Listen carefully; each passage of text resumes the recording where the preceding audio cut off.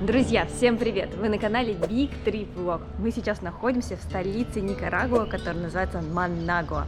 Здесь я вам расскажу, как спланировать путешествие по Никарагуа и не совершить ошибок. Мы познакомились с владельцем этого отеля. Его зовут Луис. Он продолжает дело своих родителей. Здесь на картине его мама. Здесь находится ресепшн, точнее здесь одновременно и бар, и ресепшн. Нас быстро зарегистрировали. Hola. Выдали ключи от комнаты, проводили туда. Здесь зона ресторана. Можно поиграть в настольный футбол. Особенно мне нравятся здесь скульптуры с животными. О, какая огромная игуана.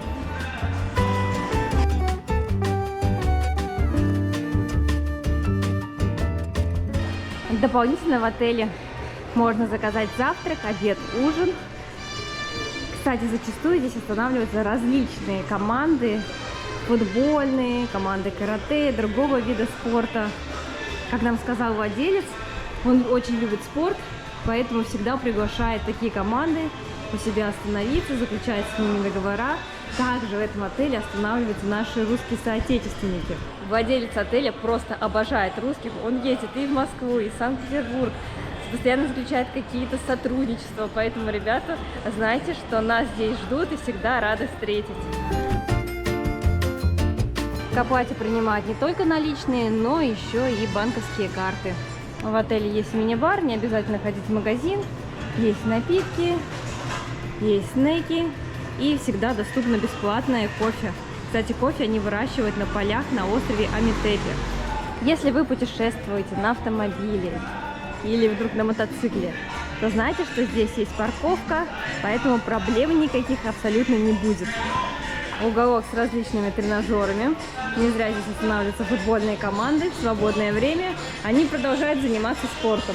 Hi, welcome. Hello from Hotel Solotlan in Managua. Many blessings, and we look forward to seeing you here in Managua, Nicaragua. Доброе утро! Вот так поприветствовал вас хозяин отеля. Я набрала себе здесь кофеечек. Кстати, для черного кофе даже очень-очень мне нравится. Сейчас покажу вам бассейн. Сейчас мы заходим в самую веселую зону, потому что здесь у нас бассейн, купаются детишки.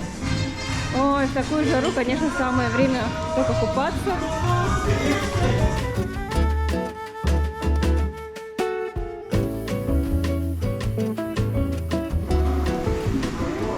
Посмотрите, какие уютные здесь коридорчики, кресло-качалки. Отсюда открывается вид на ресторан.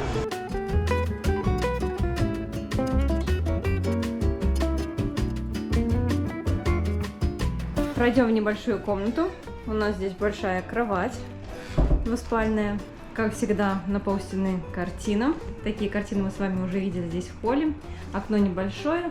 Не сказать, что комната очень светлая, но в любом случае лампа спасает. Также здесь есть кондиционер, рабочий столик, который, возможно, нам пригодится, чтобы сегодня монтировать видео. Есть прикроватная тумбочка с бра. В большом шкафу мы расположили все наши вещи, чемоданы, рюкзаки. Завтра мы переезжаем в Коста-Рику. Здесь также есть телевизор, которым, скорее всего, мы не воспользуемся. Ну и давайте пройдем в душевую. Раковина, унитаз, все стандартно. И душ, опять вот этот электронагреватель.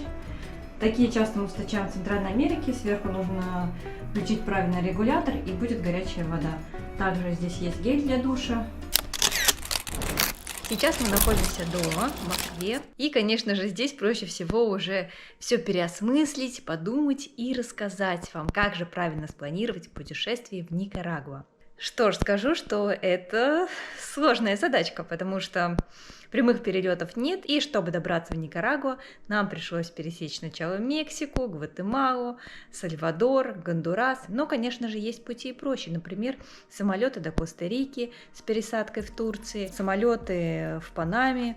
А тут добраться до Никарагуа быстрее. Но так как мы путешествовали по всей Центральной Америке, нам было это сделать немножко проще. Тем не менее, мы в Никарагуа пытались пробиться аж 2 раза. Первый раз мы пытались проехать из Гондураса в Никарагуа, нас не пустили, потому что у нас был при себе дрон. И когда нас спросили, а у вас есть дрон? Мы честными глазами сказали, да, конечно, есть. Нам стали заполнять декларацию, сказали, что сейчас заполним декларацию, и вы пройдете. Но в итоге оказалось, что это не просто декларация. У нас хотели забрать дрон, поэтому мы вернулись в Гондурас и спустя один день поехали через другую границу. Там уже были наши данные, нас снова спросили, так, ребята, у вас же был вчера дрон, у вас есть с собой дрон? Мы уже сказали, что у нас его нету, предварительно спрятав его в рюкзаке. Чемоданы проверяют, но там, знаете, такая толпа, что в целом можно пройти мимо этой проверки, ну, либо там положить его в какую-нибудь дамскую сумочку, вот, но это если у вас есть дрон. Если у вас нет дрона, то никаких проблем не возникнет. А вообще, на самом деле, много видео на ютубе о том, как провести дрон в Никарагуа. Сказать, что мы там много летали, мы не можем сказать. Так, было парочку раз, но в основном мы старались не нарушать правила в этой стране. Никарагуа чудесная страна, но нужно иметь в виду, что есть свои сложности.